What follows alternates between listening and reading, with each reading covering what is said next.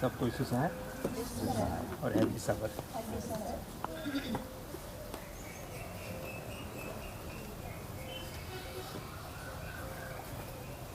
आज का जो वचन मैंने तैयार किया है उसका मैंने हेडिंग रखा है, आप किसके साथ चल रहे हैं। आप किसके साथ चल रहे हैं। तो एक वचन खोलेंगे, आमोस की किताब, उसका तीन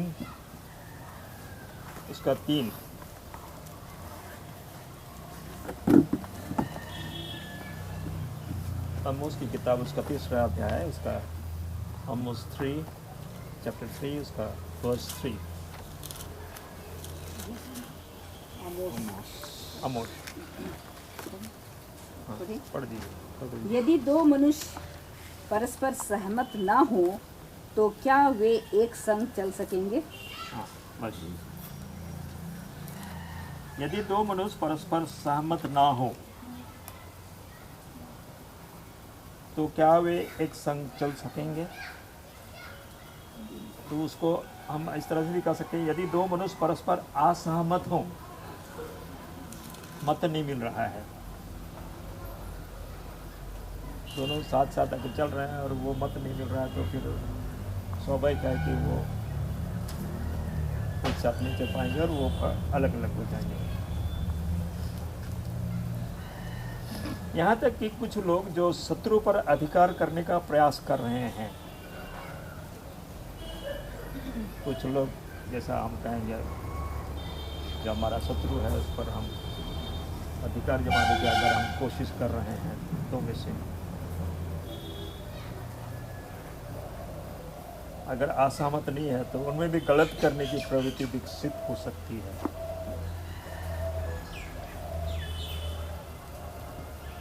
क्योंकि बुराई जो है भलाई पर प्रबल होती है, क्योंकि अच्छी चीज़ पर ज़्यादा नहीं, लोग बुराई चीज़ पर ज़्यादा जोर चलता है, क्योंकि ये वातावरण और ये दुनिया ही बुराई पर ही ज़्यादा उसको जोर देती है, तो भलाई पर इसका दबाव हो जाता है, क्योंकि वे पूरी तरह से मसीह पर भरोसा नहीं करते हैं। इसलिए कि हम पूरी तरह से हम परमेश्वर पर भरोसा नहीं करते हैं। अगर हम पूरी तरह से सारे मसीही एक ही चीज़ पर भरोसा करें, एक ही चीज़ मत पे चले, तो शैतान की कोई हिम्मत नहीं, शैतान का ऐसा मौका नहीं कि हमारे मसीहत में वो अपना चाल या अपना बल उस पर दिखा सके। वे उसमें नहीं रहते और इस पर निर्भरता की कमी के कारण वे चरित्र की असंगति दिखाते हैं, क्योंकि हम इस पर भरोसा निर्भरता की कमी के कारण और इस पर जो निर्भरता होनी चाहिए उसकी में कमी हो जाती है, जिसकी वजह से वो जो चरित्र जो है एक मसीही जैसे कहते हैं कि ये पास्टर के इस पास्टर से तो बनता है, उस पास्टर से नहीं बनता है। एक पास्टर कोई चीज़ गलत चीज़ को भी हाँ में हाँ कर देता है, दूसरा पास्टर नहीं, ऐसा नहीं होना चाहिए। तो बदनामी किसकी होती है? मसीहियों पर होती है, तो हम मसीह को बदनाम करते हैं। लेकिन कोई भी इस वर्ग को परिचित सहयोग के रूप में चुनने के लिए बद्ध नहीं है। जैसे हम सुन रहे थे कि किसी के ऊपर मानो या न मानो, वही वाला बात, जबरदस्ती किसी पर थोपा नहीं जाता है। वचन सुनाई जाती है, वचन को हमें देखना है कि यह परमेश्वर का वचन है या नहीं है। अगर परमेश्वर का वचन है तो हमको मानना उचित है, लेकिन हम उसको परमेश्वर थोपता नहीं किसी के ऊपर कि तुमको करना ही है, बद्ध नहीं है। जीवन के प्रलोभन पर हर जगह मिलते हैं। जीवन के प्रलोभन, जीवन में बहुत सारे के प्रलोभन मिलते हैं, हर जगह मिलते हैं, और जो कलीसिया सदस्यों के ठंडे, घमंडी, अभिमानी और गैर मसीह समान होने की शिकायत करते हैं।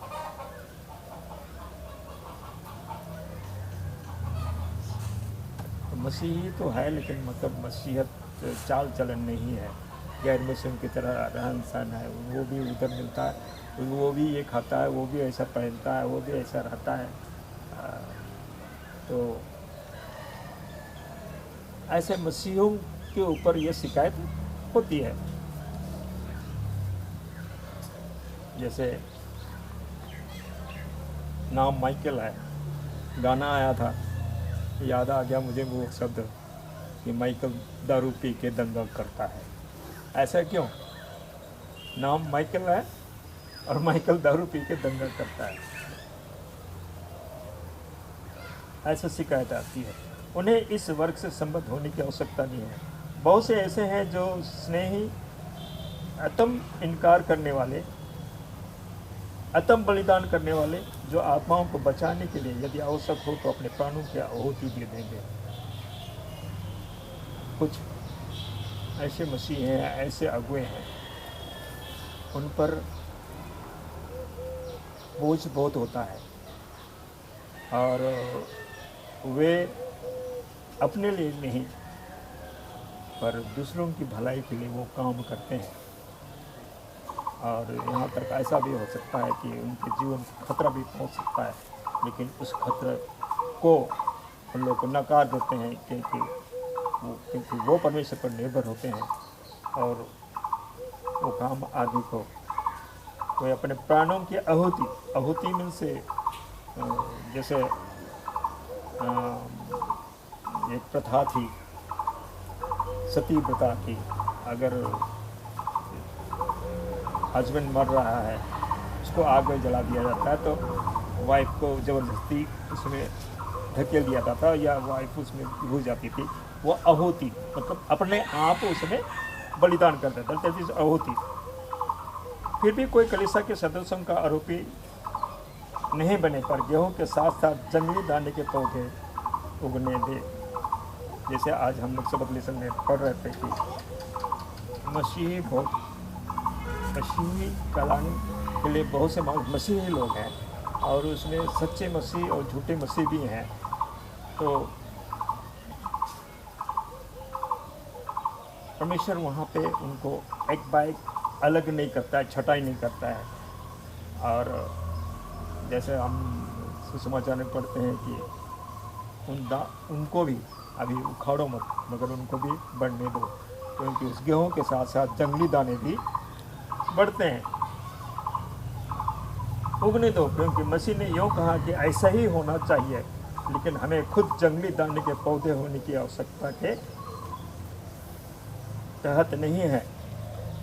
हम मसीही हैं, हम अपने आप को मसीही कहलाते हैं, तो हमको परमेश्वर का ज्ञान रखना जरूरी है और उसके अनुसार हमको चलना जरूरी है। क्योंकि फसल सभी गेहूं नहीं है। जो लोग यीशु के जीवन और चरित्र को अस्वीकार करते हैं, उनके समान होने से इनकार करते हैं, वे खुद ब खुद को परमेश्वर के साथ विवाद में घोषित करते हैं। आज का इस शब्द का लेसन था चरित्र के ऊपर, है ना। तो वो उस मसीह चरित्र को, उस जीवन को, जैसा यीशु मसीह था वैसा ही तुम्हारा भी स्वभाव हो। उस स्वभाव का अगर हम अपने में नहीं स्वीकार करते हैं, उसको इनकार करते हैं, इसका मतलब हम खुद ब खुद परमेश्वर के साथ क्या कर रहे हैं, विवाद कर रहे हैं। उसके साथ हमारा कंट्रोवर्सी है, विवाद है। हम उस चीज़ को अपने आचरण के द्वारा, अपने जीवन के द्वारा हम खुद कह रहे हैं कि नहीं, ये ठीक नहीं है। तो इसलिए बाइबल कहती है जो मेरे साथ नहीं हुआ मेरा विरोध में है, और जो मेरे साथ नहीं बटोरता वो क्या करता है, बिखेर देता है।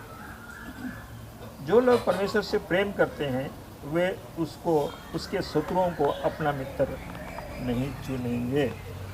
इसलिए जो मसीही परमेश्वर को प्रेम करता है और जो मसीह को नहीं मानता है, उसके साथ उसकी दोस्ती, उसकी मित्रता उसके साथ उठना बैठना, उसके हर व्यवहार में शामिल होना एक मसीही व्यक्ति के लिए वो उसकी दोस्ती को वो पसंद नहीं करेगा।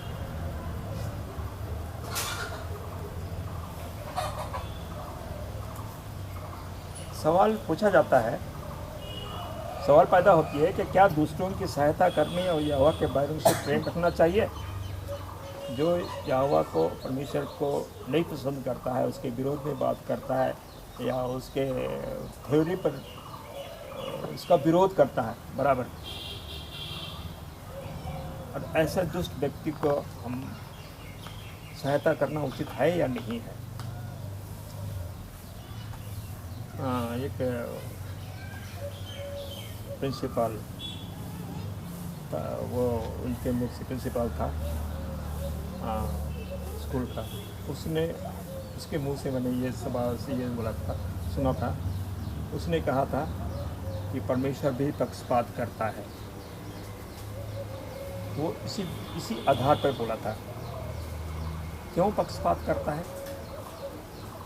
क्योंकि परमेश्वर इस्राएलियों को ये मेरी निज प्रजा हैं, ये मेरी प्रजा हैं, जो परमेश्वर के साथ हैं, उसकी बातों को, आज्ञाओं को मानते हैं, तो मेरी प्रजा है। जो उसकी आज्ञाओं को नहीं मानते, उसके साथ नहीं चलते, वो परमेश्वर की प्रजा नहीं है। परमेश्वर यहाँ पे अलग कर दिया ना। परमेश्वर चाहता है कि परमेश्वर, क्योंकि उसकी सृष्टि है, उसने सारी यूनिवर्स को बनाया और उसको खूबसूरत बनाया और चाहा कि उसकी महिमा हो, लेकिन मनुष्य खुद ब खुद अपने आप को परमेश्वर से अलग कर दिया। इसलिए परमेश्वर के साथ रहने वाले, उसके साथ चलने वाले, उसकी आज्ञाओं को मानने वाले उसकी प्रजा है। और इसीलिए स्कूलों में भी वो प्रिंसिपल था, इसलिए अपनी स्कूल के बारे में बात करता है। उन बच्चों को जो मसीही बच्चे हैं, उनकी मदद की जाती है। और क्यों की जाती है और कैसे की जाती है? क्योंकि हम एक दूसरे को सपोर्ट करते हैं। हम मिशन को सपोर्ट करते हैं, मिशन हम सपोर्ट करती है। लेकिन कुछ लोग मिशन को सपोर्ट करना नहीं चाहते, दान पुण्य में अपने आप को बचा कर उसमें से फिर हाथ पीछे कर लेते हैं और मिशन से ज़्यादा लेने की कोशिश करते हैं। फिर कहते हैं कि मिशन ये नहीं करती, वो नहीं करती। मिशन की जो एरिया है, वो दायरा है, जो बहुत बड़ा है, जो एक दूसरे को सपोर्ट के साथ वो काम चलता है। और हम मिशन को सपोर्ट करते हैं, तब मिशन हमें सपोर्ट करती है। इसलिए सच्चे मसीही जो गैर मसीहों की संगति नहीं चुनेंगे। यदि प्रभु उन्हें दुनिया में एक विशेष दर्जा देता है, जैसा कि उसने यूसुफ और दानियल को दिया था, तो वह उन्हें दूषित होने से बच जाएगा।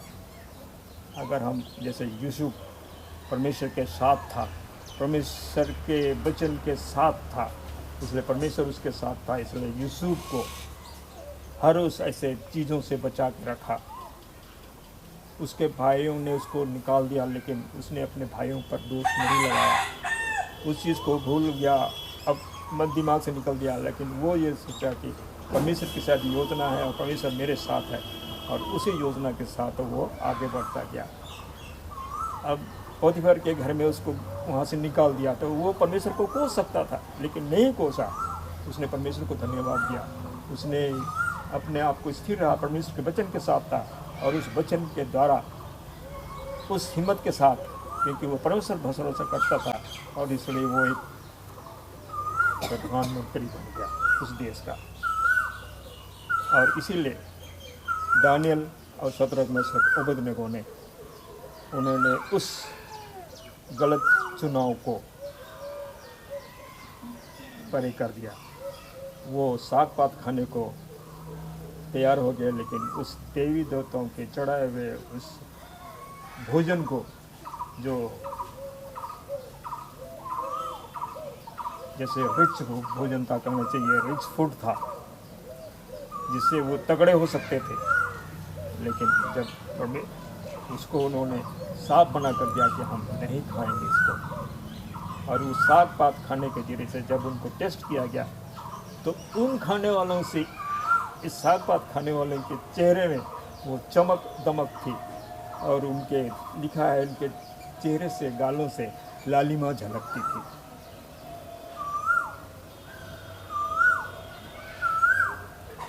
लिखा है उसने यूसुफ और दानियल को दिया था तो वे उन्हें दूषित होने से बचाएगा। हमें अच्छाई और बुराई के बीच का अंतर जानने की जरूरत है। हमें एक सच्चे विश्वास से मिलने वाली सभी सहायता और निर्देश की आवश्यकता है। हमें पवित्र शास्त्र के सिद्धांतों की शिक्षा को सुनने की जरूरत है, जो महान धोखेबाज की धूर्तता और धोखे से मुक्त है। हमारे लिए आवश्यक है जितना हो सके शुद्ध धार्मिक वातावरण में रहें, ताकि हम अपने भवन रूपी चरित्र के निर्माण में ठोस लकड़ी ला सकें। हमारे जीवन में का ये जो जीवन है जिसमें हम जी रहे हैं, ये जो हमारा जीवन रूपी भवन है, उसमें वो ठोस, अगर अच्छा मकान बनाने की ज़रूरत है तो ठोस लकड़ी और अच्छी सीमेंट और अच्छी ईंट की ज़रूरत होती है। उस अच्छे चरित्र के साथ हम अपने जीवन को सुधारें और जितना हो सके शुद्ध धार्मिक वातावरण में रहें, और अपने बच्चों को भी उसी वातावरण में रखने की शिक्षा दें। अगर जैसे एक लुधियाना में एक पास्टर कह रहा था कि जैसे और भी बहुत सारे स्कूल हैं, दूसरे स्कूल्स हैं, उसमें अगर बच्चे पढ़ते हैं, जैसे कैथलिक स्कूल के, उनके फादर वगैरह वो चैलेंज करते हैं, अगर बच्चा मेरे 15 साल तक हमारे स्कूल में अगर रहे तो चैलेंज है, उसका विश्वास को नहीं बदल सकते। तो हमारे बच्चे क्यों ऐसे स्कूल में पढ़े, क्यों ऐसे उस जो विश्वास हमें ये रहना है, जो चीज़ हमें सच्ची परमेश्वर की ओर ले जाता है, उस वातावरण में बच्चों को रहना चाहिए। और बचपन से बच्चे जब उस माहौल में रहते हैं तो उस अच्छी चीज़ को सीखते हैं, और उसी के अनुसार उनका मेंटालिटी जो है, मानसिकता की विकास होता है, और आगे को उसी वातावरण में रहकर परमेश्वर के महिमा के लिए वे अच्छे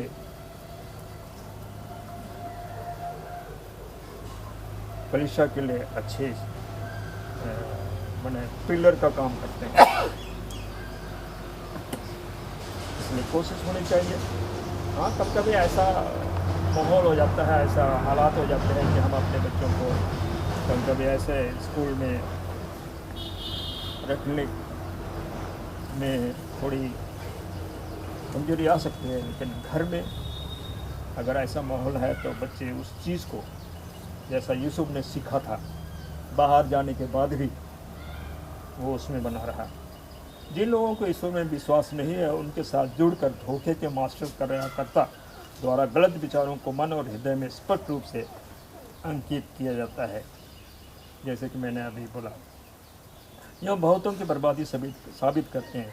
क्या आप उन अधार्मिक और विश्वासघातियों की संगति चुनेंगे जो खुलेआम परमेश्वर की व्यवस्था का उल्लंघन कर रहे हैं? जो लोग परमेश्वर से प्रेम करते हैं, क्या आप उन्हें अपनी पसंद से अलग करोगे? क्या आप अपने आप को यथासंभव प्रकाश से दूर रखेंगे?